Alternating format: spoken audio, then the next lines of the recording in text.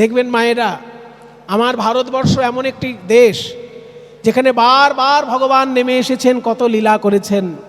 কাজেই তাদের লীলাভূমি দর্শন করাটা খুব ভাগ্যের ব্যাপার। আমাদের সোনার বাংলায় সারা ভারত থেকে মানুষ বেড়াতে আসে, বিশেষ করে কোথায় জানেন? সব তীর্থ বারবার, গঙ্গাসাগর একবার। ঠিক তেমনি উত্তরপ্রদেশে মানুষ যখন যায়, যেখানেই যাক না কেন প্রয়াগ তীর্থে অবশ্যই যাবে, কারণ গঙ্গা যমুনা সরস্বতীর মিলন স্থল সেখানে। সেই প্রয়াগ তীর্থে যখন মহাপ্রভু গেলেন, গঙ্গার ধারে দশাশ্বমেধ ঘাট, দশাশ্বমেধ ঘাট বেনারসেও আছে, আবার প্রয়াগ তীর্থেও আছে। দশাশ্বমেধ ঘাট মানে 10টি অশ্বমেধ যজ্ঞ যেখানে একসঙ্গে হয়েছে, তাকে বলে দশাশ্বমেধ ঘাট। সেটা বেনারসেও আছে, আবার প্রয়াগ তীর্থেও আছে। সেইখানে যখন মহাপ্রভু গিয়েছেন, তখন রূপ গোস্বামীর সঙ্গে তার দেখা হয়, এবং রূপ গোস্বামীকে মহাপ্রভু সিদ্ধান্ত তত্ত্ব উপদেশ দিয়েছিলেন। সেই সিদ্ধান্তগুলোই রূপ গোস্বামী পরবর্তীকালে ভক্তি রসামৃত সিন্ধু গ্রন্থতে পরপর সাজিয়ে দিয়েছেন। ভক্তি রসের সিদ্ধান্ত কেমন না, 5টি প্রধান রস আর 7টি গৌণ রস। 5টি প্রধান রস কি কি? সবার আগে বলেছি, শান্ত, দাস্য, সখ্য, বাৎসল্য, মধুর। আর 7টি গৌণ রস কি কি? হাস্য, অদ্ভুত, বীর, করুণ, রুদ্র, ভয়ানক, বিভৎস। এই 7টি গৌণ রস আর 5টি মুখ্য রস, এই 12টি প্রধান রসের বর্ণনা মহাপ্রভু দিয়েছিলেন। সেই অনুসারে ভক্তি রসামৃত সিন্ধু গ্রন্থ রূপ গোস্বামী লিখেছেন। কিন্তু আবার বুঝিয়ে দিয়েছিলেন যে এই 9টি রসের মধ্যে, এই 12টি রসের মধ্যে মধুর রস আবার শ্রেষ্ঠ রস। সেই জন্য মধুর রসকে নিয়ে আলাদা করে তুমি একটি গ্রন্থ লিখবে। তাই মধুর রস যেহেতু সমস্ত রসের মধ্যে উজ্জ্বল রস, ওই জন্য মধুর রসকে নিয়ে যে গ্রন্থটি লেখা, তার নাম উজ্জ্বল নীলমণি। উজ্জ্বল নীলমণি, এই 2টি প্রধান গ্রন্থ রূপ গোস্বামী। যা লেখা আছে ওর মধ্যে মহাপ্রভুর ভাবাদর্শের বিষয়। ওখান থেকে রূপ গোস্বামী চলে গেলেন বৃন্দাবন, আর এদিকে সনাতনের মুক্তির জন্য রূপ গোস্বামী চিন্তা করছেন। রূপের যখন বৈরাগ্য হলো সনাতন জেলখানার মধ্যে, কারণ রাজা যাচ্ছেন উড়িষ্যায় যুদ্ধ করতে, সনাতন যাবেন না, তাই জেলখানায়। আপনারা জানবেন সেই জেলখানাটি এখনও রয়েছে মালদায়। যদি কখনো মালদায় বেড়াতে যান, অবশ্যই যাবেন মালদায় দেখতে পুরনো মসজিদগুলো। তার মধ্যে একটা মসজিদের নাম চিকা মসজিদ। চিকা মসজিদ কেন না, ওই মসজিদের মধ্যে একবার এমন চামচিকির উৎপাত হয়েছিল যে এই চামচিকির উৎপাতের জন্য সেই মসজিদে নামাজ পড়া নিষিদ্ধ হয়ে গেছিল। সেই জন্য মসজিদটা এখন ফাঁকা থাকে, কেউ সেখানে নামাজ পড়ে না। আর কেউ নামাজ পড়ে না বলে ওইটা জেলখানা হিসেবে ব্যবহার হতো, আর ওইখানেই সনাতন গোস্বামীকে আটকে রাখা হয়েছিল। সেই চিকা মসজিদ আমরা দেখে এসেছি, আপনারাও গিয়ে দেখবেন। পশ্য মানে দেখো, মিলতি বনমালী, মিলতি মানে আসছে, বনমালী মানে বনমালা গলায় দিয়ে কৃষ্ণ আসছে। তাকে দেখতে কেমন লাগছে? দিবসে পরিণতি মুপগচ্ছতি সতী,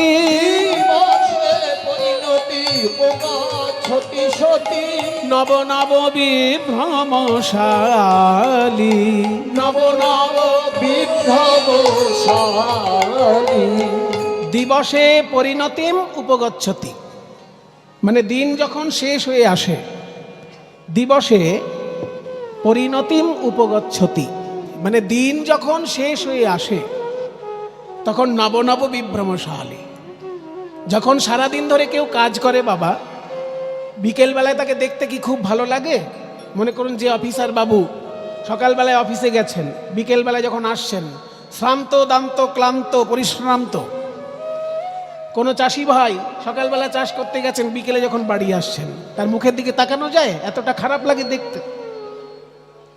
কিন্তু শ্রীকৃষ্ণ যখন সারাদিন গরু চড়িয়ে বাড়িতে ফিরছে, দেখে মনে হচ্ছে যেন উৎফুল্লিত বদনে এখনই নাচ শুরু করবে। অর্থাৎ সারাদিনের ক্লান্তি যেন কিছুই বলে মনে হচ্ছে না তার কাছে। দিবসে পরিণতিম উপগচ্ছতি সতী মানে দিন শেষ হয়ে গেলে সবার মুখে ক্লান্তি আসে সারাদিন গরু চড়ালে, কিন্তু শ্রীকৃষ্ণের মুখে ক্লান্তির কিছু ছাপই দেখছি না। নব নব বিভ্রমশালী, যেন নতুন নতুন করে আমাদের ধাঁধায় ফেলছে, এত সুন্দর রূপ তার। ওই দেখ, ধেনু ক্ষুরধৃত রেণু পরিপ্লুত, ফুল্ল সররুহ দামা। মাইকটা কি করছে তুমি? ফুল্ল সররুহ দামা, ফুল্ল সররুহ দামা। আরে অচির বিকশয় লসদিন দিবর, অচির বিকশয় লসদিন দিবর। মণ্ডল সুন্দর ধামা, মণ্ডল সুন্দর ধামা। যেন কমলের মালা রে, যেন কমলের মালা রে। গোবিন্দের রূপ যেন কমলের মালা রে। ওই গোবিন্দের রূপ যেন কমলের মালা রে। হাত দেখে মনে হচ্ছে লাল পদ্ম, পা দুটোও দেখে মনে হচ্ছে লাল পদ্ম, বদনটাকেও দেখে মনে হচ্ছে বদন পদ্ম। ও মা, সবই তো যেন পদ্ম ফুল, যেন কমলের মালা রে। কমলের মালা রে। তার হাতে পদ্ম, পায়ে পদ্ম, কমলের মালা রে। ও তার হাতে পদ্ম, পায়ে পদ্ম, কমলের মালা রে। যেন হাতে পদ্ম, পায়ে পদ্ম, আর সুন্দর বদন পদ্ম, হাতে পদ্ম, পায়ে পদ্ম। সুন্দর বদন পদ্ম, হাতে পদ্ম, পায়ে পদ্ম। সুন্দর বদন পদ্ম, হাতে পদ্ম, পায়ে পদ্ম, কমলের মালা রে।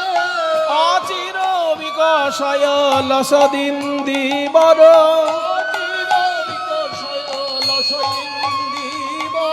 মণ্ডল সুন্দর ধামা, মন্দর সুন্দর ধামা। কর মুরলি রতি কৃততা, কর রতি, কর মুরলি রতি কৃততা। রাত্র দিগন্ত তরঙ্গী, অত্র দিগন্ত তরঙ্গী। কর মুরলি রতি, হাতে যে তার বাঁশি, সেই বাঁশির যে সুর যেন দিগন্ত ভেদ করে চারিদিকে ছড়িয়ে পড়ছে।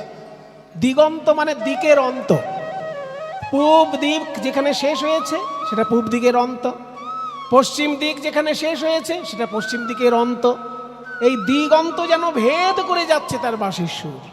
অত্র দিগন্ত তরঙ্গী, সারা বিশ্ব ব্রহ্মাণ্ডকে যেন প্লাবিত করে ধরছে কৃষ্ণের বাঁশির সুর।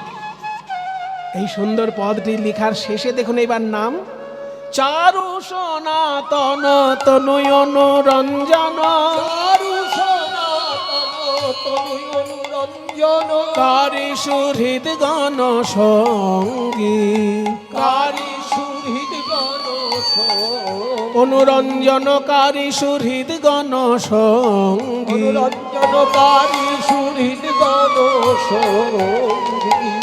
চারু সনাতন তনু, চারু মানে সুন্দর, আর সনাতন মানে নিত্য।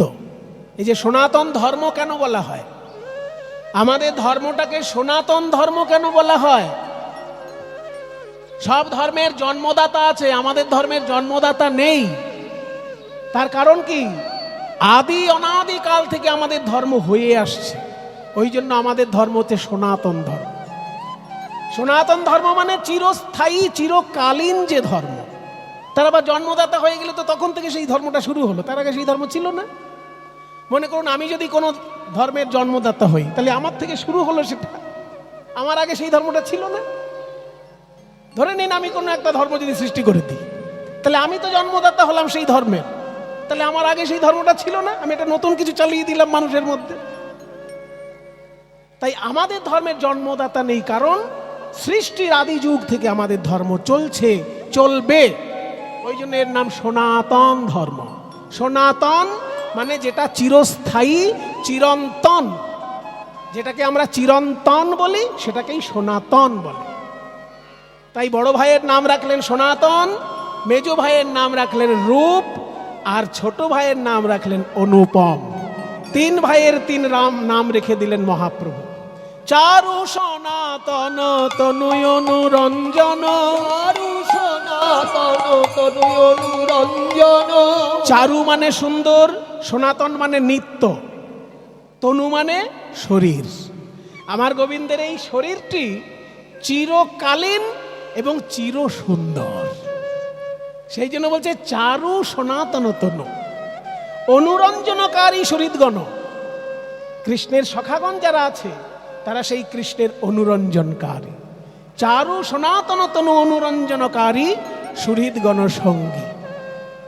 গোসাই সনাতন কাঁদে গো, গোসাই সনাতন কাঁদে গো, কাঁদে গোসাই সনাতন কাঁদে গো। গোসাই সনাতন কাঁদে গো। ওই ব্রহ্ম সনাতনের লাগি গোসাই সনাতন কাঁদে গো। ব্রহ্ম সনাতনের লাগি ওই ব্রজের পথে নয়ন দিয়ে ব্রহ্ম সনাতনের লাগি, ওই ব্রজের পথে নয়ন দিয়ে ব্রহ্ম সনাতনের লাগি, ওই ব্রজের পথে নয়ন দিয়ে ব্রহ্ম সনাতনের লাগি। গোসাই সনাতন কাঁদে গো। চারু সনাতন তনুর অনুরঞ্জন কারি সুহৃদ গণ সঙ্গী, অনুরঞ্জনকারী সুহৃদ গণ সঙ্গী।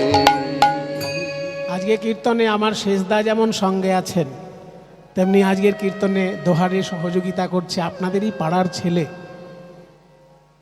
শ্রীযুক্ত রঞ্জিত বৈদ্য। একটু উঠে দাঁড়াও, সবাই দেখুক। পাড়ার লোক চেনে, কিন্তু বাইরে থেকে যারা এসছেন তারা তো চেনেন না। এই পাড়াতেই, এইখানেই মেন রোডের ধারে ওর বাড়ি। এর নাম রঞ্জিত বৈদ্য। ও 20-22 বছর ধরে কীর্তন শিক্ষা করছে। দক্ষিণ 24 পরগনায় বিশুদ্ধ কীর্তনের চর্চা একটু কম হয়, কিন্তু এই ছেলেটি খুব মনোযোগ দিয়ে 20-22 বছর ধরে একভাবে কীর্তন শিক্ষা চর্চা করছে। আপনারা আশীর্বাদ করবেন। এর মতো আরও যারা যারা বিশুদ্ধ কীর্তনের অনুরাগী, তারা যেন মহাপ্রভুর কৃপায় সঙ্গীত সাধনায় আরও সমৃদ্ধি লাভ করে মহাপ্রভুর চরণে সেবায় জীবন অতিবাহিত করতে পারে, এই আশীর্বাদ আপনারা সবাইকে করবেন। তাই গৌর প্রেমানন্দ হরি বল।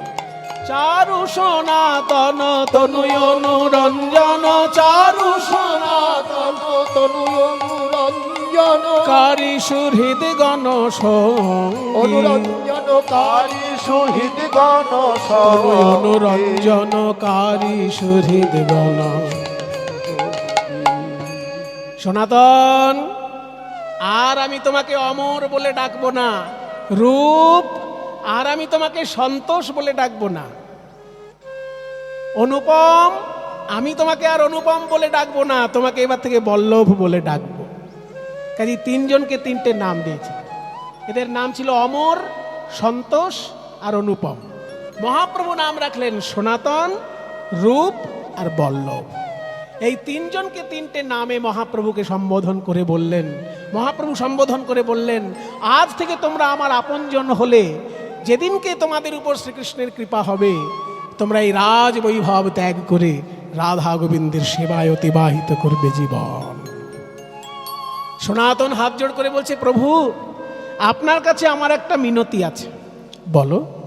তুমি আমার থেকে বয়সে বড়, আমি তোমাকে খুব সম্মান করি, সারা বাংলার তুমি প্রধানমন্ত্রী, তোমার যা উচ্চ স্তরের বুদ্ধি, অত উচ্চ স্তরের বুদ্ধি কি আর আমার হবে? আমি তোমাকে সম্মান করি, বলো। না না প্রভু, ওইভাবে আমাকে উপরে তুলে দেবেন না, আমি আপনার চরণের দাস। শুধু আপনার কাছে এই প্রার্থনা আমার, আপনি বৃন্দাবন যদি যেতে চান, এই রাজপথে বৃন্দাবনে যাবেন না, কারণ এখন দেশের পরিস্থিতি ভালো নয়, যেখানে সেখানে যখন তখন যুদ্ধ বেঁধে যাচ্ছে। আর আপনি যেখানেই যাবেন, হাজার হাজার মানুষ আপনার মুখের দিকে তাকিয়ে থাকবে। কাজেই যদি সেখানে কোথাও যদি কিছু অনিষ্ট হয়, আপনি ভগবান, আপনার কোনো ক্ষতি হবে না, কিন্তু আপনাকে দেখতে এসে সাধারণ মানুষের তো ক্ষতি হতে পারে। সেই জন্য আমার আপনার চরণে প্রার্থনা, এই রাজপথে আপনি এখন বৃন্দাবনে যাবেন না, আপনি জঙ্গলের পথে বৃন্দাবনে যান, জঙ্গলের পথে। এবং সঙ্গী যেন একজনের বেশি দুজন না থাকে আপনার কাছে, একজন সঙ্গী নিয়ে যাবেন। এবার আপনারা বলবেন স্বয়ং ভগবানকে উপদেশ দিলেন সনাতন, আর সেই উপদেশ ভগবান হাসি মুখে মেনেও নিলেন। এই জন্যই তো ভগবানকে বলা হয় ভক্ত বৎসল। ভক্ত আমার মাতা পিতা, ভক্ত আমার গুরু, ভক্ত আমার নাম রেখেছে বাঞ্ছা কল্পতরু। মহাপ্রভু বলছে সনাতন, তুমি আমার থেকে বয়সে বড়, তুমি আমার দাস বলে মনে করো নিজেকে, কিন্তু আমি তোমাকে আমার অভিভাবক বলেই মনে করছি। তোমার কথা শুনে আমি এই রাজপথে বৃন্দাবন যাওয়া বাতিল করলাম, আমি জঙ্গলের পথেই বৃন্দাবন যাব। এবার আপনারা দেখুন মায়েরা, সনাতন গোস্বামী কি শুধু রাজনৈতিক অস্থিরতার জন্য মহাপ্রভুকে বারণ করেছেন? এর ভেতরে একটা গোপন ব্যাপার আছে। সেটা হলো রাজনৈতিক অস্থিরতার জন্য মহাপ্রভুকে বারণ করেনি, কারণ সনাতন জানে মহাপ্রভু হচ্ছেন স্বয়ং ভগবান। বাসুদেব ঘোষ কহে জোড় করি হাত, যেই গৌর সেই কৃষ্ণ সেই জগন্নাথ। কাজেই সনাতন জানে যে চৈতন্যদেবেরও কোনো ক্ষতি হবে না, চৈতন্যদেবের পার্ষদেরও কোনো ক্ষতি হবে না। কিন্তু রাজপথে যদি মহাপ্রভু বৃন্দাবন যান, সাধারণ মানুষ মহাপ্রভুকে কাছে পাবে, কিন্তু জঙ্গলের পথে যদি বৃন্দাবনে যান প্রভু, জঙ্গলের পশুগণ মহাপ্রভুকে কাছে পাবে। মানুষকে উদ্ধার করার ক্ষমতা তো সবার আছে, কিন্তু পশু পাখিকে উদ্ধার করার মতো ক্ষমতা কার আছে? তাই মহাপ্রভুকে বললেন জঙ্গলের পথে যান। তাই সনাতনের কথা শুনে যখন মহাপ্রভু ঝাড়খণ্ডের পথে বৃন্দাবন গেছিলেন, জঙ্গলের বাঘ পর্যন্ত সেদিনকে কৃষ্ণ নাম বলেছিল। জঙ্গলের বাঘ সেদিন কৃষ্ণ নাম বলেছিল মহাপ্রভুর চরণে। সেদিনকে হরিণ, সাপ সবাই ছুটে এসে মহাপ্রভুকে জড়িয়ে ধরেছিল। বিশুদ্ধ প্রেম জঙ্গলের পশু পাখি সেদিন পেয়েছিল মহাপ্রভুর কাছে। তারা কেঁদে কেঁদে বলেছিল, হে গৌর হরি, মানুষের উদ্ধার করার জন্য যুগে যুগে ভগবান আসেন, কিন্তু আমাদের পানে কেউ ফিরে চায় না। তুমি আমাদের কাছে যখন এসেছো আর আমাদের ছেড়ে যেও না। ওই মানুষ তোমাকে কৃষ্ণ নাম শোনাক বা না শোনাক, আমরা তোমায় হরিনাম শোনাবো, আমরা তোমায় হরিনাম শোনাবো। আমরা পশু পাখি নিজ কণ্ঠে হরিনাম শোনাবো। আমরা পশু পাখি নিজ কণ্ঠে হরিনাম শোনাবো। আমরা পশু পাখি নিজ কণ্ঠে হরিনাম শোনাবো। আমরা পশু পাখি নিজ কণ্ঠে হরিনাম শোনাবো। আমার তোমার চরণে বিকাইব হাগৌর প্রাণ গৌর বলে, ওই চরণে বিকাইব হাগৌর প্রাণ গৌর বলে, তোমার চরণে বিকাইব হাগৌর প্রাণ গৌর বলে, তোমার চরণে বিকাইব হাগৌর প্রাণ গৌর বলে, চরণে হরিনাম শোনাবো।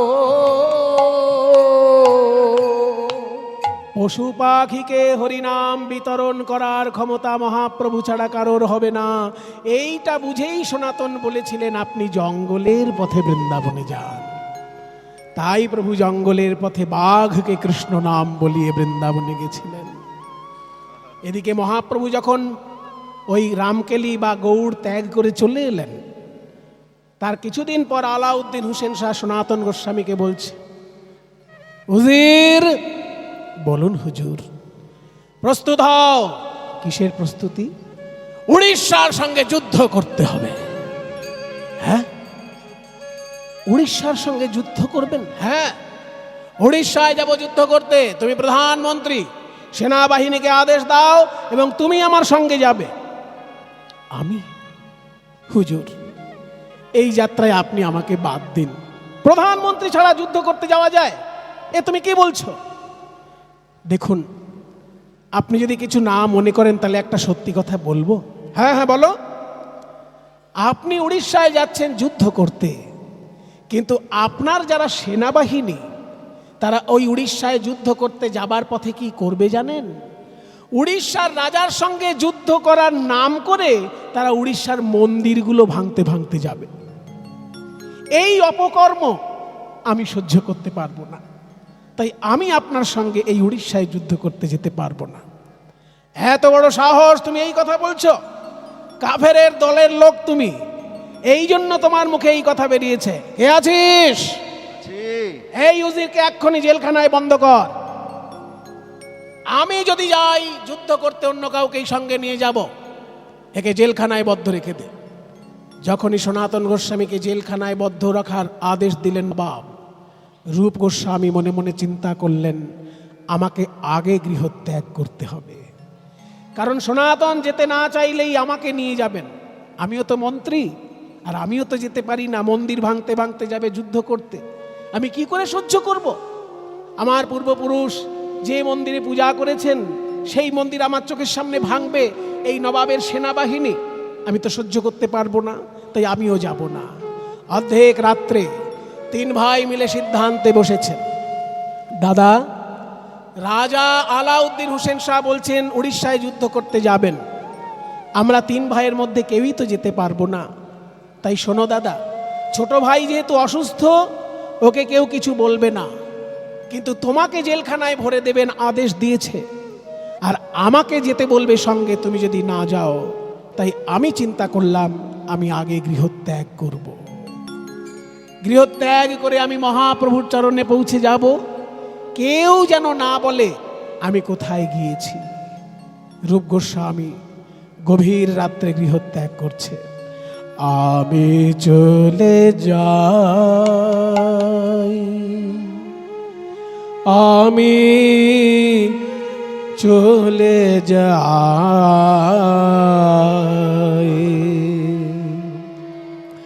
আমি চলে যাই। ও মা জাননী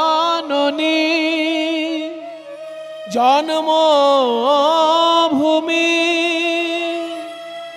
দাও গো বিদায়,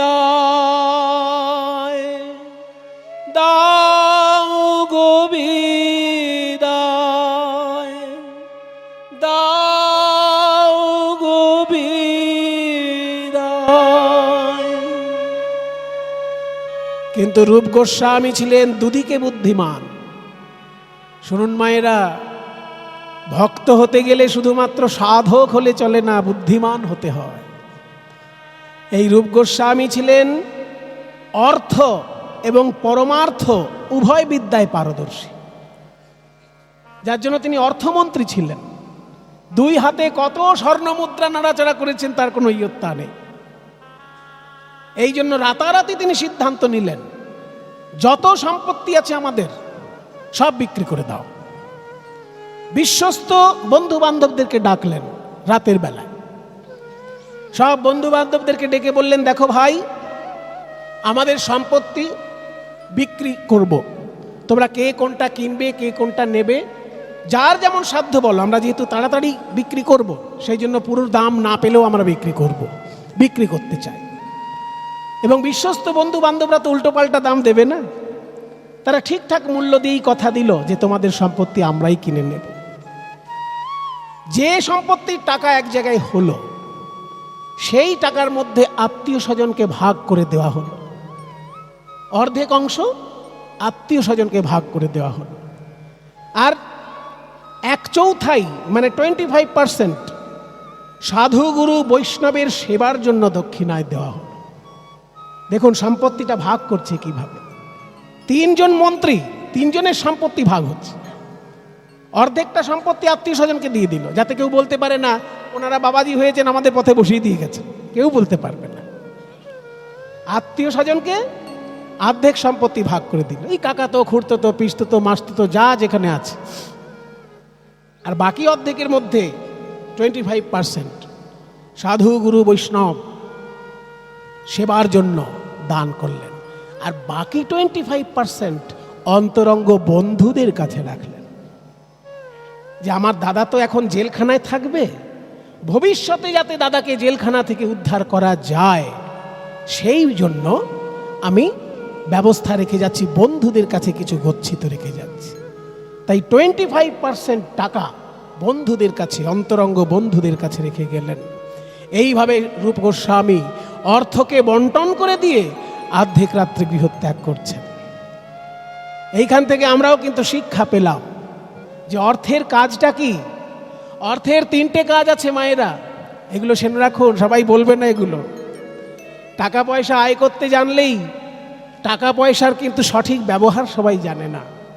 দেখবেন কিছু কিছু লোক আছে টাকা পয়সা আয় করছে বটে কিন্তু সৎ ব্যবহার জানে না। আমাদের পাড়াতেই দেখেছি একটা লোক সারা জীবন কঠোর পরিশ্রমে চাকরি করেছে, রিটায়ারমেন্টে প্রচুর টাকা পেয়েছে, বিশাল এক অট্টালিকার মতো বাড়ি বানিয়েছে, গৃহপ্রবেশের দিন হার্ট অ্যাটাক করে মারা গেছে। কোনো কাম্যে লাগলো না তার টাকা পয়সা। কাজেই টাকা পয়সা কাজে যদি না লাগিয়ে যেতে পারেন তাহলে টাকা পয়সার মোট 3টে কাজ। 1, টাকা পয়সার দ্বারা ভোগ হয়। 2, টাকা পয়সার দ্বারা সমাজ সেবা হয়।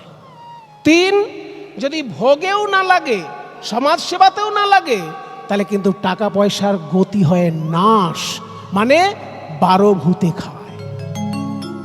সেই জন্য নিজে বেঁচে থেকে, নিজে দাঁড়িয়ে থেকে টাকা পয়সার সদ্গতি করতে হয়। এটা রূপ গোস্বামীর থেকে আমরা শিক্ষা পেলাম যে টাকা পয়সা থাকলেই হলো না, সেটার সৎ গতি। ওই যে নিজেদের সম্পত্তিটাকে ভাগ করে দিলেন, অর্ধেকটা আত্মীয় স্বজনকে দিয়ে দিলেন। সনাতন গোস্বামী যদি বিবাহ করেননি, রূপ গোস্বামীও বিবাহ করেননি, নিজেদের তো কেউ উত্তরাধিকারী নেই। কিন্তু ছোট ভাই আছে অনুপম, তার ছেলে আছে, তাকে যাতে আত্মীয় স্বজন না ঠকায় সেই জন্য আত্মীয় স্বজনকে দিয়ে গেলেন অর্ধেক সম্পত্তি। আর বাকি অর্ধেকের মধ্যে 25% সাধুগুরু বৈষ্ণবের সেবার জন্য, আর বাকি 25% বন্ধুদের জন্য, যাতে পরবর্তীকালে এই দাদা বা ভাইপোর কোনো কাজে লাগে। সেই জন্য টাকা পয়সা ঠিকঠাক ভাগ করে দিয়ে চলে গেলেন। এইবার গভীর রাত্রে রূপ গোস্বামী যখন গৃহত্যাগ করে চলেছেন, বৃন্দাবনে যাচ্ছেন রূপ গোস্বামী। প্রভুজি तुम चंदन हम पानी, पानी तुम चंदन हम पानी, पानी तुम चंदन हम पानी, पानी जाके अंग अंग बास समाधि हो, जाके अंगे अंगे बासो समाधि। प्रभु जी तुम चंदन हम पानी, पानी तुम चंदन हम पानी। ओ प्रभु जी तुम घन बन हम मोरा रे, प्रभु जी तुम घन बन हमें मोरा रे। ओ जाके जैसे चितवन चंद्र चकोरा, जैसे चितवत चंद्र चकोरा। प्रभु जी तुम चंदन हमें पानी, पानी तुम चंदन हमें पानी। এই যে গানটি আমি গাইছি, দেখুন এই গানটির একটা অদ্ভুত বৈশিষ্ট্য, প্রত্যেকটি উদাহরণ দিয়ে বোঝাচ্ছে। তুমি হচ্ছে চন্দন, আমি হলাম জল। তুমি সোনার প্রদীপ, আমি হলাম তার সলতে। তুমি হলে মুক্ত আর আমি হলাম সুতো। মুক্তর অনেক দাম, সুতোর কম দাম। কিন্তু সুতো যদি না থাকে তাহলে তো মুক্ত দিয়ে মালা বানানো যায় না।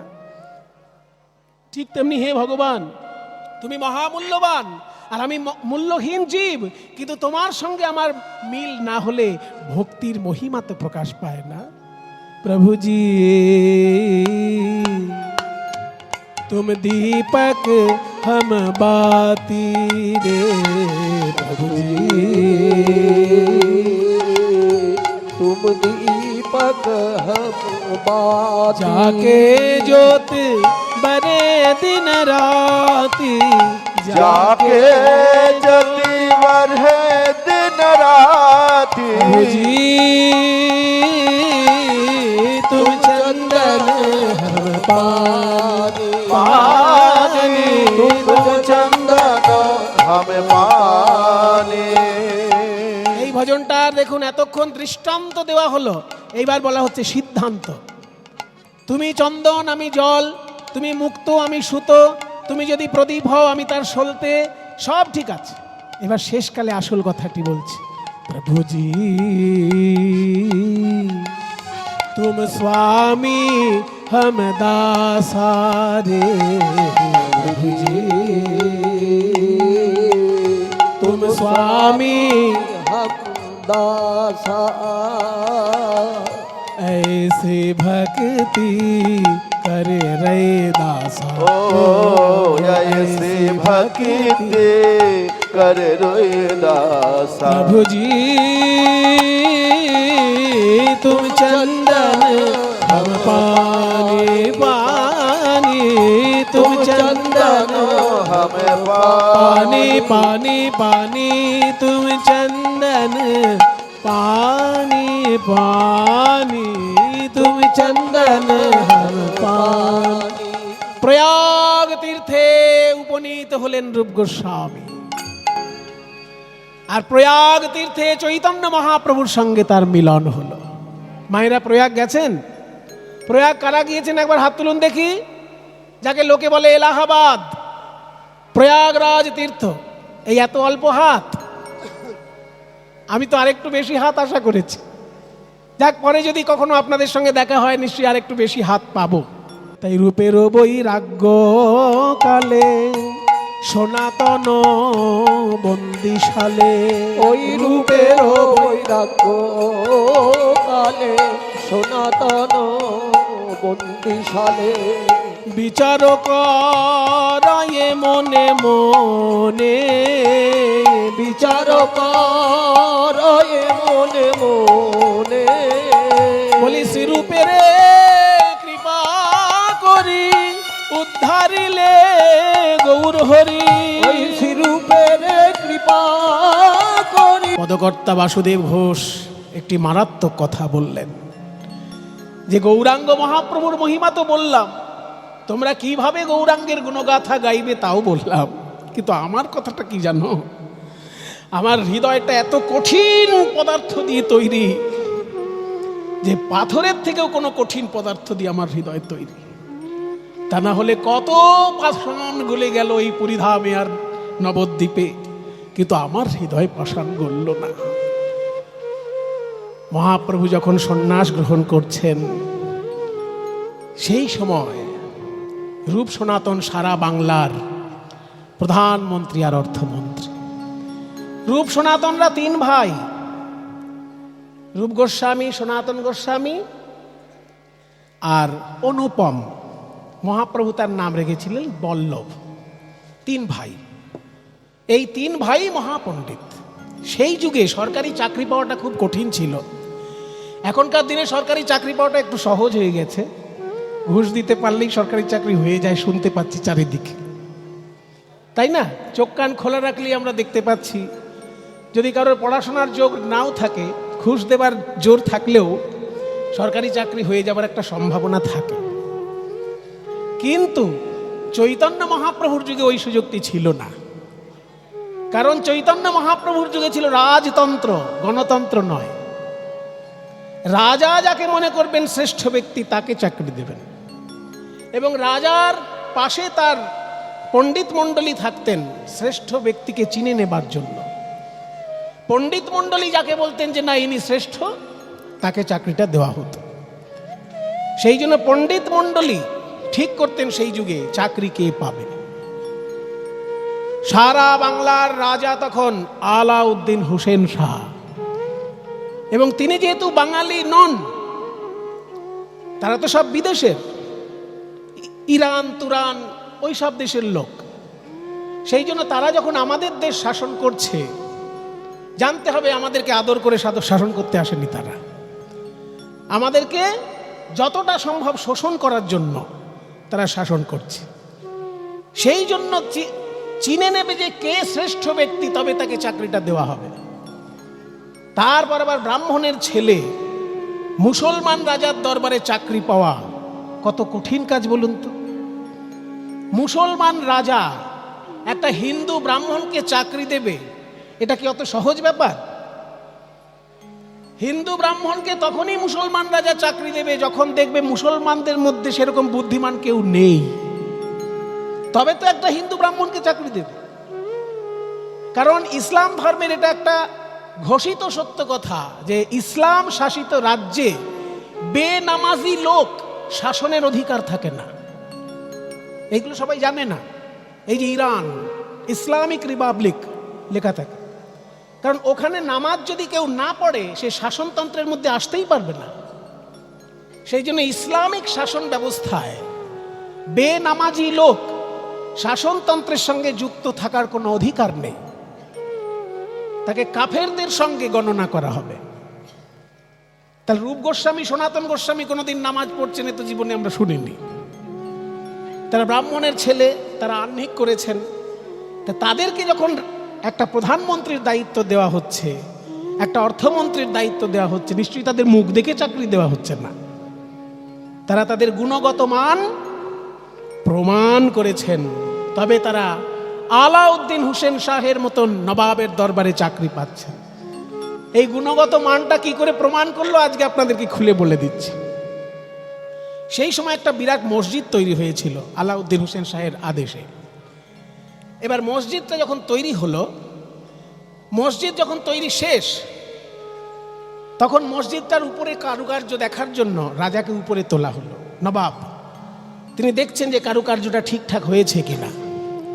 তা কারুকার্যটা ঠিকঠাক হয়েছে কিনা দেখার জন্য যখন মসজিদের চূড়ার কাছে গেছেন, সেই সময় যিনি হেড মিস্ত্রি তিনি বলছেন যে নবাব, খুব সুন্দর মসজিদ হয়েছে বটে, তবে চূড়াটা এই ফুলের কুঁড়ি বানানো হয়েছে। এটা ফুলের কুঁড়ি না হয়ে যদি ফুলটা প্রস্ফুটিত করে করা হতো তাহলে দেখতে বেশি ভালো লাগতো। যেই না বলেছে দেখতে বেশি ভালো লাগতো, অমনি নবাব এক লাথি দিয়ে মিস্ত্রিকে ফেলে দিলেন নিচে। লাথি দেবার আগে বললেন, বেটা, যদি এটাকে প্রস্ফুটিত ফুল করলে ভালো লাগতো তো করলি না কেন বেটা? এত খরচা করানোর পর বলছিস, এখন বলছে করলে ভালো হতো। এক লাথি দিয়ে সেখান থেকে মিস্ত্রিকে ফেলে দিল। মিস্ত্রি তো পড়ে মরে গেল। আর প্রধানমন্ত্রীকে ডেকে বলল, হুজির শোনো, যাও মুরগা মাধাইপুর গ্রামে চলে যাও। এবার মুরগা মাধাইপুর গ্রামে চলে যাও বলে দিল, কিন্তু কেন যাও সেটা তো বলল না। এবার প্রধানমন্ত্রী যিনি, তিনি মুরগা মাধাইপুর গিয়ে গ্রামে ঘুরঘুর করছেন। নবাব যেতে বলেছে, উনি চলে এসেছেন, কিন্তু কেন এসেছেন জানেন না। ওই মুরগা মাধাইপুর গ্রামে ছিলেন রূপ গোস্বামী আর সনাতন গোস্বামী আর অনুপম, তিন ভাই। তারা বারান্দায় বসে শ্রীমদ্ ভাগবত চর্চা করছিলেন। বরহা পীড়ম নটবর বপুঃ কর্ণयो কর্ণিকারম বিভ্রদ্বাসো কনক কপিশং বৈজয়ন্তীং চ মালাম গন্ধার্মেণোরধর সুধয়া পূরয়ন গোপবৃন্दै বৃন্দারণ্যং स्वपदरमणं प्राविशदि गीतकीर्तिः प्राविशदि गीतकीर्तिः प्राविशदि गीतकीर्तिः प्राविशदि गीतकीर्तिः प्राविशदि गीतकीर्तिः प्राविशदि गीतकीर्तिः। দুই ভাই তিন ভাই মিলে ভাগবতের চর্চা করছে। বরহা পীড়ম নটবর বপু, মাথায় রয়েছে ময়ূরের পালক কৃষ্ণচন্দ্রের। আর দেখতে কেমন শ্রীকৃষ্ণকে না, নট বড় বপু। নট মানে অভিনেতা বা নৃত্যশিল্পী, বড় মানে শ্রেষ্ঠ, শ্রেষ্ঠ নৃত্যশিল্পীর মতন তার অঙ্গ ভঙ্গি। কর্ণয় কর্ণিকারম, কানে দুলছে কর্ণিকার ফুল।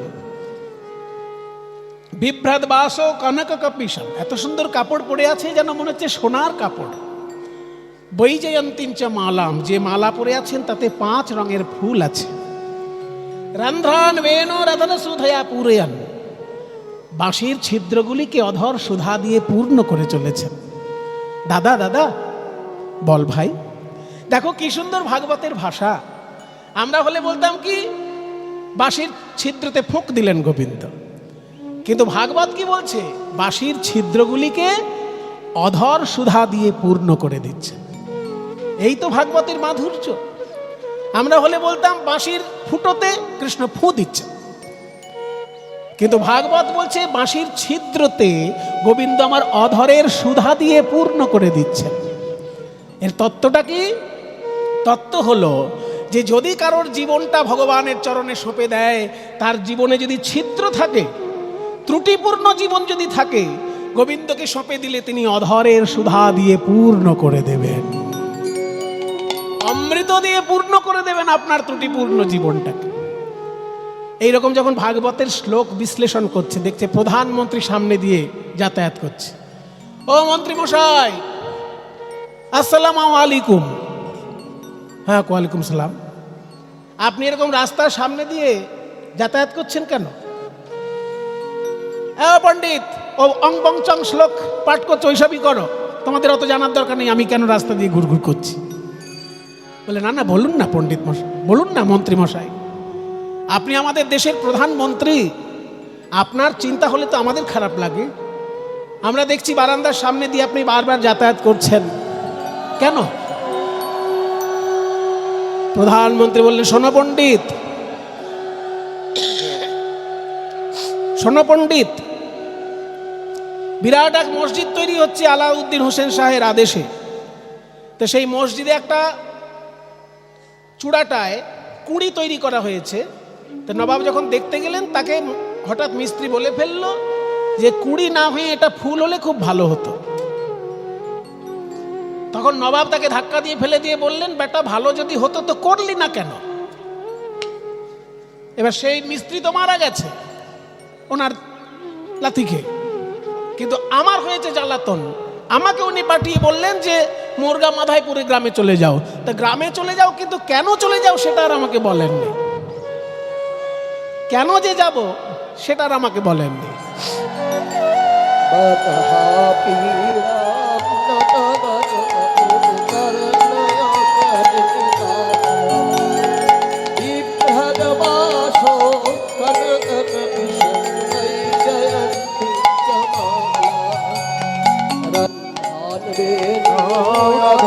সুধয়া পূরয়ন গোপবৃন্দায় বৃন্দারণ্য সপদ রমণা প্রাবিশদ গীত কীর্তি প্রাবিশদ গীত কীর্তি প্রাবিশদ গীত কীর্তি প্রাবিশদ গীত কীর্তি প্রাবিশদ গীত কীর্তি প্রাবিশদ গীত কীর্তি প্রাবিশদ গীত কীর্তি প্রাবিশদ গীত কীর্তি প্রাবিশদ গীত কীর্তি প্রাবিশদ গীত কীর্তি প্রাবিশদ গীত কীর্তি।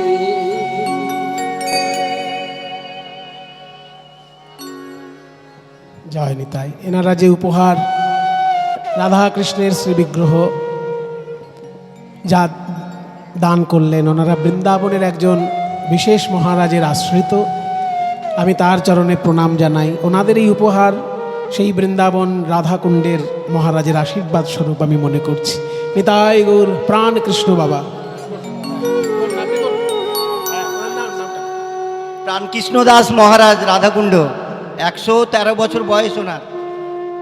6 গোস্বামী গুরু পরম্পরা উনি। কাজেই এই আশীর্বাদ আমি ওনার আশীর্বাদ বলেই মনে করছি। উনি আমার প্রণাম গ্রহণ করুন। জয় গুরু। ও মন্ত্রী মশাই, তাহলে নবাব আপনাকে পাঠিয়েছে মোরগা মাধাইপুর গ্রামে, কিন্তু কেন পাঠিয়েছে সেটা বলেননি, তাই তো? বলে হ্যাঁ হ্যাঁ, ওই জন্যই তো আমার মাথা এখন চিন্তায় ফেটে যাচ্ছে যে এরপর গিয়ে আমি যদি দেখা করি, নবাব আমাকে কি বলবে কে জানে। কেন আসতে বলেছেন সেটা বলেননি, এই গ্রামে আসতে বলেছে। তখন সনাতন বলছেন, শুনুন, নবাব যখন আপনাকে এই গ্রামে পাঠিয়েছে, আপনি এক কাজ করুন, এই গ্রামের সব থেকে বড় রাজমিস্ত্রি যিনি, তাকে সঙ্গে নিয়ে যান। হ্যাঁ হ্যাঁ, রাজমিস্ত্রিকে ধাক্কা দিয়ে ফেলে দিয়েছেন। রাজমিস্ত্রি বলেছে যে এটা কুড়ি না হয়ে ফুল হলে ভালো হতো, সেই জন্যই তো ধাক্কা দিয়ে ফেলে দিয়েছেন। তাহলে একটা নতুন রাজমিস্ত্রি নিয়ে যান, যেটা ওইটাকে ফুলে পরিণত করবে। যান, আপনাকে আর চিন্তা করতে হবে না। এই পণ্ডিত, যদি নবাব আমাকে দেখে, রাজমিস্ত্রি দেখে যদি রেগে যায়, তাহলে কিন্তু তোমাকে সারা জীবন জেলখানায় পৌঁছতে হবে। ঠিক আছে ঠিক আছে। আমার মতন একটা সাধারণ নাগরিক, তার জীবন চলে গেলে কি হয়, কিন্তু আপনি যেভাবে চিন্তা করছেন দেশের জন্য, আপনার চিন্তা দেখে আমার চিন্তা হচ্ছে। যা দোষ হবে আমার হবে। আপনি একজন রাজমিস্ত্রি নিয়ে যান, আপনি আমার কথা বলবেন, যদি নবাব শাস্তি দেন, আমি গিয়ে সেই শাস্তি মাথা পেতে নেব। ঠিক আছে পণ্ডিত, এই পণ্ডিতের নাম ঠিকানা লিখে রাখ। হ্যাঁ, লিখে রেখেছো? চলো। এক প্রধান বড় রাজমিস্ত্রি সঙ্গে নিয়ে নবাবের দরবারে হাজির হলেন সেই পুরনো প্রধানমন্ত্রী। নবাব বলছে, হুজুর, তুমি মোরগা মাথায় পুরে গিয়েছিলে, ফিরে এলে? জি হুজুর। আচ্ছা, সঙ্গে কাকে এনেছো? ওই মোরগা মাথায় পুরের ওইখানে সব থেকে বড় একজন রাজমিস্ত্রি, ওনাকে ধরে এনেছে। কে আনতে বলেছে তোমাকে রাজমিস্ত্রি? আমি না, আমি না, আমি না, আমি না, আমি আনিনি, আমি আনিনি, ওইখানকার এক পণ্ডিত পাঠিয়েছে। পণ্ডিত পাঠিয়েছে? হ্যাঁ হ্যাঁ হ্যাঁ, পণ্ডিতের নাম ঠিকানা লিখে এনেছি হুজুর। ঠিক আছে, ওই পণ্ডিতকে সসম্মানে হাতির পিঠে চাপিয়ে আমার কাছে নিয়ে এসো। এই হচ্ছে চাকরি পাওয়ার ইতিহাস রূপ সনাতনের। ওই পণ্ডিতকে হাতির পিঠে চাপিয়ে আমার রাজদরবারে নিয়ে এসো, কারণ তুমি আমার প্রধানমন্ত্রী। আমি তোমাকে বললাম মোরগা মাথাইপুর চলে যাও, কিন্তু কেন যাও সেটা আমি মুখে বলিনি, আর তুমি ওই গ্রামে গিয়ে ঘুরঘুর করছো। অথচ ওই গ্রামে এমন বুদ্ধিমান পণ্ডিত আছে, যিনি আমার মনের কথা বুঝতে পেরে তোমাকে বলেছেন রাজমিস্ত্রি সঙ্গে নিয়ে যান। কাজেই আমার মুখের কথা না জেনে আমার মনের কথা যে বুঝতে পারবে, সেই তো আমার প্রধানমন্ত্রী হবার উপযুক্ত মানুষ। সে হিন্দু না ব্রাহ্মণ না মুসলমান আমি দেখব না। আমার দেশের কল্যাণের জন্য আমার মনের কথা যে না বলতেই বুঝে যায়, সেই হবে আমার প্রধানমন্ত্রী। তাই সেদিন থেকে সনাতন গোস্বামী হলেন সারা বাংলার প্রধানমন্ত্রী। আর তার পরিবারটাকে এতই ভালো লেগে গেল আলাউদ্দিন হোসেন শাহের, যে তার ভাই, মেজ ভাই রূপ গোস্বামীকে করে দিলেন অর্থমন্ত্রী, আর ছোট ভাই অনুপমকে করে দিলেন সচিব। এই তিনটে বিভাগ তিনজনকে দিয়ে তারা রাজকর্মচারী হয়ে গেল সেদিন থেকে। সারা বাংলার প্রধানমন্ত্রী সনাতন, সারা বাংলার অর্থমন্ত্রী রূপ গোস্বামী, আর সচিব মহাশয় হচ্ছেন অনুপম। এই তিন ভাই নবাবের সেবা করেন, কিন্তু তারা তলে তলে খবর পেয়েছেন যে নবদ্বীপে নাকি একটা ছেলে জন্ম নিয়েছে, তার নাম নিমাই পণ্ডিত। সে নাকি অনেক সমাজ সংস্কারের কাজ করেছে, এবং অবশেষে সে নাকি সন্ন্যাসী হয়ে পুরীধামে চলে গেছে। তাই সনাতন আর রূপের মনে খুব দুঃখ যে নিমাই পণ্ডিতকে আমরা সরাসরি দেখতে পেলাম না। রাজকর্মচারী হয়ে, প্রধানমন্ত্রী হয়ে, অর্থমন্ত্রী হয়ে বাস করছি, কোনোদিন কি তাকে দেখতে পাবো না? কোনোদিন কি তিনি আমাদেরকে দেখা দেবেন না? এই চিন্তা করে তিন ভাই আলাউদ্দিন হোসেন শাহের রাজকর্মচারী হয়ে, প্রধানমন্ত্রী, অর্থমন্ত্রী হয়ে দেশের সেবা করছেন। আর মহাপ্রভু সন্ন্যাস নিয়ে যখন দ্বিতীয়বার এলেন বাংলায়, সেই সময় তিনি বৃন্দাবন যাবার ইচ্ছা প্রকাশ করলেন। আর এই বৃন্দাবন যাবার সময় তিনি নবদ্বীপ থেকে সোজা একদম ঝাড়খণ্ড হয়ে বৃন্দাবন যাবেন ভেবেছিলেন, মানে মালদা হয়ে ওই দিক থেকে বিহারের উপর দিয়ে বৃন্দাবন যাবেন ভেবেছিলেন। তা মালদা হয়ে যখন বৃন্দাবন যাবেন ভেবেছেন, সেই সময় মালদায় মহাপ্রভু রূপ সনাতনকে দেখা দিয়েছিলেন। এখনকার দিনে যেটা মালদা, তখনকার দিনে বলা হতো গৌড়, গয়ৌকার ডয় শূন্যড় গৌড়। আর এই গৌড়ই ছিল তখনকার দিনের রাজধানী। বর্তমানে যেমন বাংলার দুটো রাজধানী, একটা হচ্ছে কলকাতা আর একটা হচ্ছে ঢাকা। তখনকার দিনে গোটা বাংলার রাজধানী একটাই ছিল, সেটা হচ্ছে গৌড়, যাকে আমরা মালদা বলে জানি। সেই গৌড়ে তখন রাজবাড়ি এবং প্রধানমন্ত্রী সনাতন, অর্থমন্ত্রী রূপ গোস্বামী মহাপ্রভু চলেছেন সেই গৌড় হয়ে বৃন্দাবন যাবেন বলে। কৃষ্ণ কেশব কৃষ্ণ কেশব কৃষ্ণ কেশব পাহি মাম, রাম রাঘব রাম রাঘব রাম রাঘব রক্ষ মাম। কৃষ্ণ কেশব কৃষ্ণ কেশব কৃষ্ণ কেশব পাহি মাম, রাম রাঘব রাম রাঘব রাম রাঘব রক্ষ মাম। কৃষ্ণ কেশব কৃষ্ণ কেশব কৃষ্ণ কেশব পাহি মাম, কেশব কৃষ্ণ কেশব কৃষ্ণ কেশব পাহি মাম, রাম রাঘব রাম রাঘব রাম রাঘব রক্ষ মাম। কেশব কৃষ্ণ কেশব কৃষ্ণ কেশব পাহি মাম, রাম রাঘব রাম রাঘব রাম রাঘব রক্ষ মাম। রাম রাঘব রক্ষ মাম, রাম রাঘব রক্ষ মাম। কৃষ্ণ কেশব পাহি মাম, রাম রাঘব রক্ষ মাম।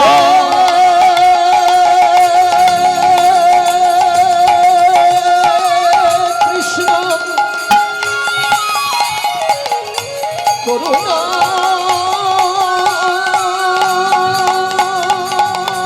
সিন্ধু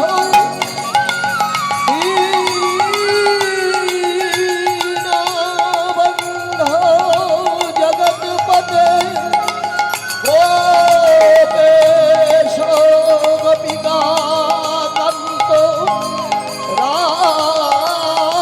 রাধাকান্ত নমোস্তুতে। রাম রাঘব রক্ষ মাম, রাম রাঘব রক্ষ মাম। কৃষ্ণ কেশব পাহি মাম, রাম রাঘব রক্ষ মাম। কৃষ্ণ কেশব পাহি মাম, রাম রাঘব রক্ষ মাম। সনাতন জি হুজুর, শুনছি বাংলার এক সন্ন্যাসী পুরীতে বাস করে। কি যেন তার আগে নাম ছিল নিমাই পণ্ডিত নাকি, এখন নাকি নাম হয়েছে কি এক চৈতন্য। সে আমাদের মালদায় আসবে শুনেছি। মালদায় এসে যাতে কোনো হুজ্জতি না করে, জটলা যেন না পাকায়, সেই দায়িত্ব তোমাকে দিলাম।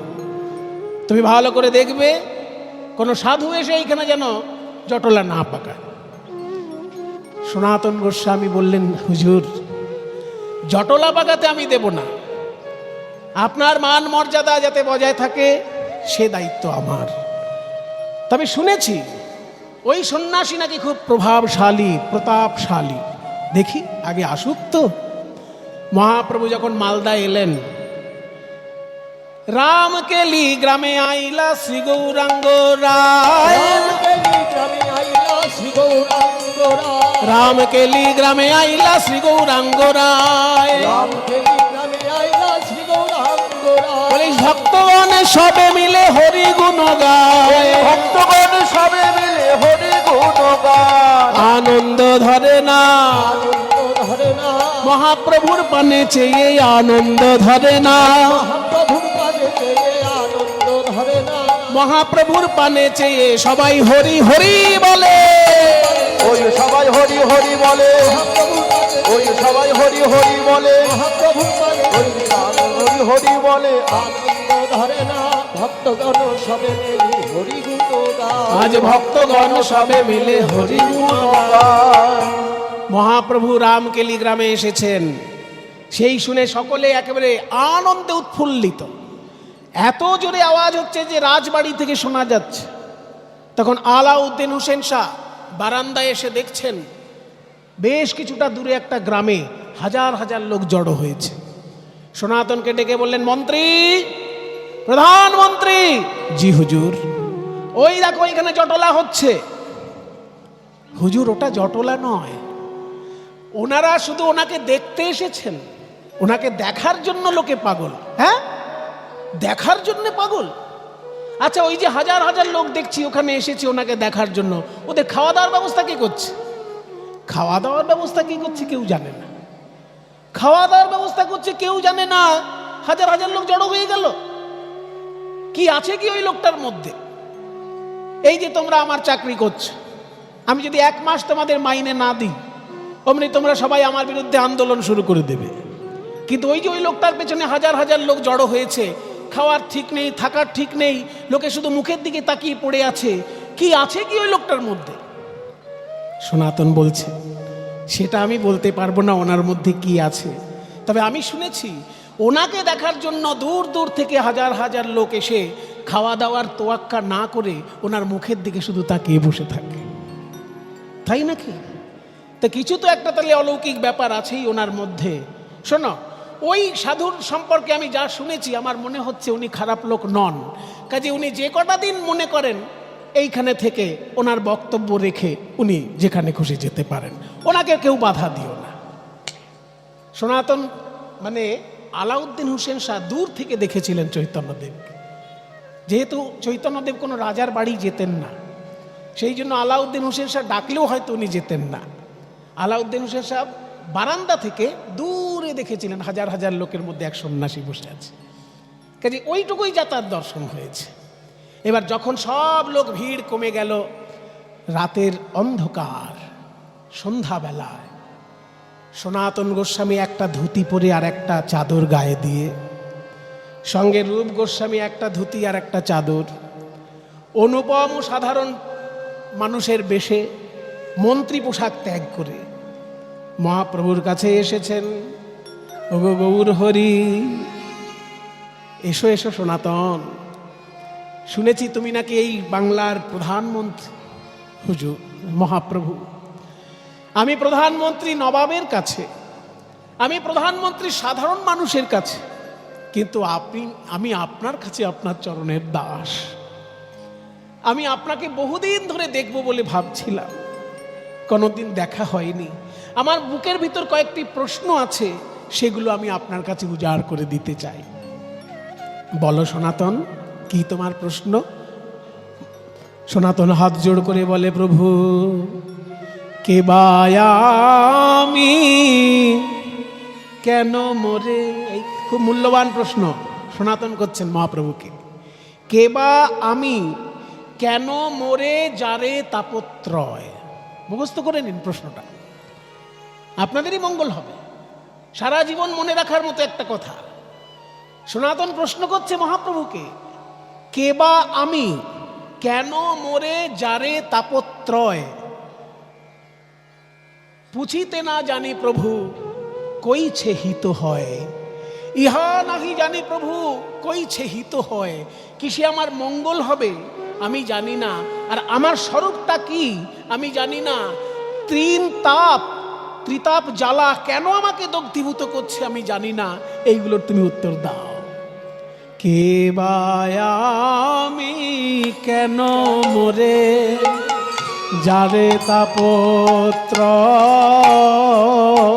কে বায়ামি কেন মোরে যারে তাপত্রয়।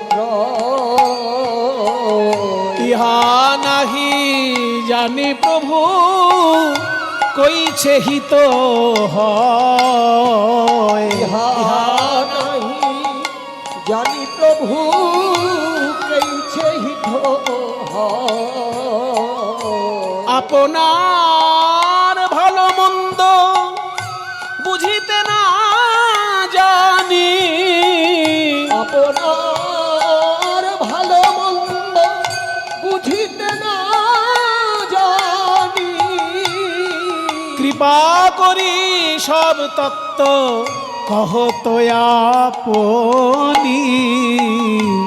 কৃপা করি সব তত্ত্ব কহত আপনি। আমি নিজের ভালো জানি না গো, নিজের ভালো জানি না গো। কৃপা করে বলো প্রভু নিজের ভালো জানি না গো। কৃপা করে বলো প্রভু। বলো বলো কে বাই আমি কেন এলাম। কৃপা করে বলো, বলি কে বাই আমি কেন এলাম। কৃপা করে বলো। আমি নিজের ভালো জানি না গো। অনার্পিত চরিং চিরাত करुणयावतीर्णः कलो समार्पयितुमुन्नतो ज्वलरसां स्वभक्ति श्रियं हरिपुरट सुंदर द्युति कदम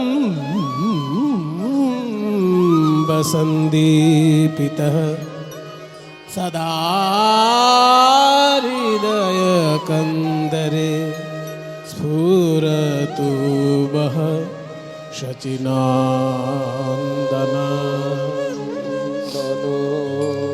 জয় নিতাই। উপস্থিত সকল গৌর গোবিন্দ অনুরাগী ভক্তবৃন্দ, সবার শ্রীচরণে আমার কোটি কোটি দণ্ডবৎ প্রণাম। আজ আমরা সমবেত হয়েছি ভুবন মঙ্গল এই হরি সংকীর্তনের রস আস্বাদন করার জন্য। যে সংস্কৃত শ্লোকটি আমি বললাম এক্ষুনি, এই শ্লোকটি মহাপ্রভু নিজে পাঠ করেছেন।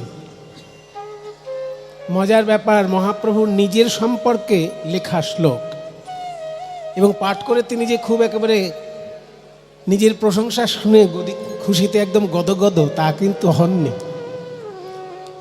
এই শ্লোক রচনা হয়েছিল একটি গ্রন্থের সমর্পণের বাণী হিসেবে।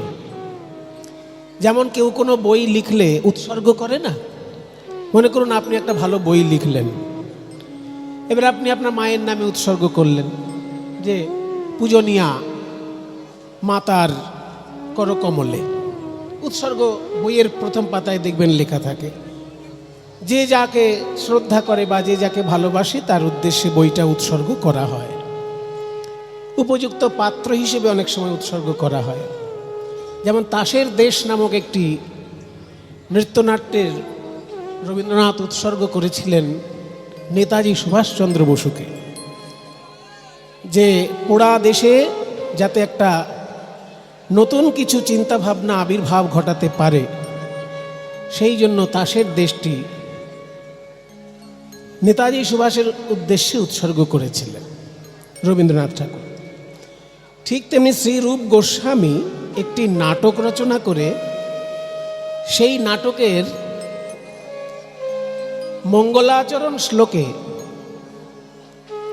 মঙ্গলাচরণ শ্লোকে চৈতন্য মহাপ্রভুকে স্মরণ করছেন। নাটকটি লিখছেন রাধাকৃষ্ণের লীলা বিষয়ক, কিন্তু স্মরণ করছেন চৈতন্যদেবকে মঙ্গলাচরণ হিসেবে। অর্থাৎ আমরা ধরে নিতে পারি তিনি নাটকটি চৈতন্যদেবকেই উৎসর্গ করছেন। সেই জন্য নাটকের মঙ্গলাচরণ শ্লোক হিসেবে এই শ্লোকটি শ্রীরূপ গোস্বামী লিখেছেন। আর নাটকটি যখন চৈতন্যদেবকে পড়তে দেওয়া হলো, তখন চৈতন্যদেব পুরো নাটকটি পড়ার পর এই নিজের সম্পর্কে শ্লোকটা দেখে বিরক্ত হয়ে রূপ গোস্বামীকে বলেছিলেন যে তুমি এক কলসি দুধে একটু গোচনা ফেলে দিয়েছ। তুমি রাধা কৃষ্ণের লীলা লিখবে, সেখানে আমার প্রশংসা সূচক বাক্য লেখার কি দরকার ছিল?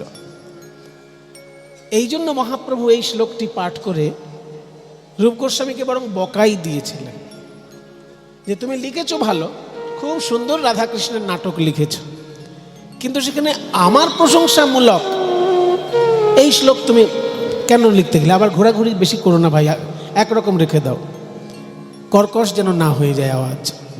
হ্যালো হ্যালো, হ্যাঁ ঠিক আছে, ঠিক থাক।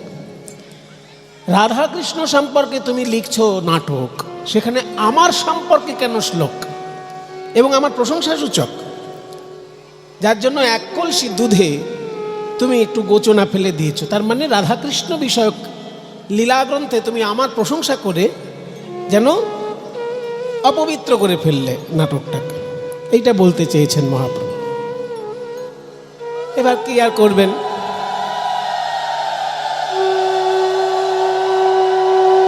জয় গুরু, জয় গুরু। রূপ গোস্বামী মহাপ্রভুর ভৎসনা হাসি মুখে মেনে নিলেন। কিন্তু কি করা যাবে প্রভু, আমি লিখে ফেলেছি, আর তো মুছে দিতে পারি না, লিখে ফেলেছি আপনার উদ্দেশ্যে একটা শ্লোক।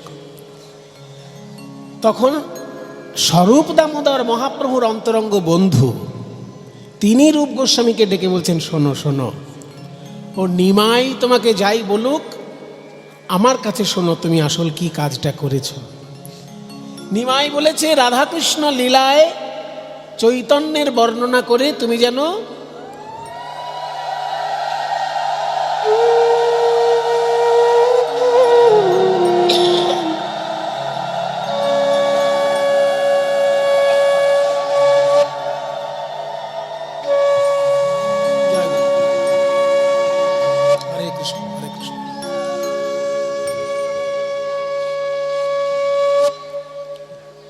হরে কৃষ্ণ, রাধা কৃষ্ণ লীলায় চৈতন্য দেবের বর্ণনা করে তুমি যেন নাটকটিকে অপবিত্র করে ফেলেছো, এরকম একটা ভাব মহাপ্রভুর বাক্যে ফুটে উঠেছে।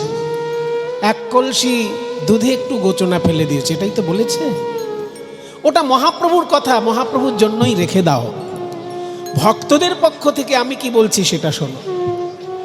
তুমি এক কলসি দুধে একটু গোচনা ফেলে দাওনি, একটা বড় মিছরির টুকরো ফেলে দিয়েছ। দুধে যদি মিছরির টুকরো ফেলা যায়, তাল মিছরির টুকরো, তাহলে দুধের দুটো কাজ হয়। এক, দুধের ভিতর যদি কোনো দোষ থাকে সেই দোষটা কেটে যায়। দুধের তো দোষ থাকে, দুধ খেলে গ্যাস হয়। দেখবেন দুধ খেলে যাদের পেটে গন্ডগোল আছে, যাদের পেটে গন্ডগোল কম তাদের গ্যাস হয় না, কিন্তু যাদের পেটে একটু গন্ডগোল আছে তাদের দুধ খেলে গ্যাস হয়। তাহলে দুধের যে ত্রুটিগুলো আছে, দোষগুলো আছে, সেই দোষটা ধরে যায়। মিছরি দেওয়া দুধ খেলে কিন্তু গ্যাস কম হবে। কাজেই দুধে যদি এক টুকরো তাল মিছরি ফেলে দেওয়া যায়, তাহলে দুটো কাজ হয়। দুধের দোষ থাকলে সেটা কেটে যায়, আবার দুধটা সুস্বাদু হয়ে ওঠে। দুধটা যতটা মিষ্টি, তাল মিছরি এসে যুক্ত হওয়ার জন্য আরও মিষ্টি হয়ে গেল। কাজেই দুধের দোষও কেটে যায়, আবার দুধটা সুস্বাদু হয়ে ওঠে যদি দুধে তাল মিছরি দেওয়া যায়। তো চৈতন্যদেব বলেছেন যে তুমি এক বালতি দুধে গোচনা ফেলেছো, ওটা ওনার কথা, ওনার কাছে রেখে দাও। আমাদের তরফ থেকে বলছি শোনো, এই রাধা কৃষ্ণ লীলায় চৈতন্য মহাপ্রভুর বর্ণনা করে তুমি যে কাজটা করেছো, এক কলসি দুধে এত বড় একটা তুমি মিছরির টুকরো ফেলে দিয়েছো। তাতে দুধের দোষও কেটে গেল, আবার দুধটা সুস্বাদুও হয়ে উঠল। এই সেই শ্লোক, যে শ্লোকটা আমি বললাম আপনাদেরকে। অনার্পিত চরিং চিরাত করুণায়াবতীর্ণ কলো সমর্পয়িতুমোন্নত জ্বলরসাং স্বভক্তি শ্রিয়ম হরিঃ পুরট সুন্দর দ্যুতি কদম্ব সন্দীপিতঃ সদা হৃদয় কান্দরে স্ফুরতু বহ শচীনন্দন স্ফুরতু বহ শচীনন্দন স্ফুরতু বহ শচীনন্দন স্ফুরতু বহ শচীনন্দন স্ফুরতু বহ শচীনন্দন সদা হৃদয় কান্দরে স্ফুরতু বহ শচীনন্দন।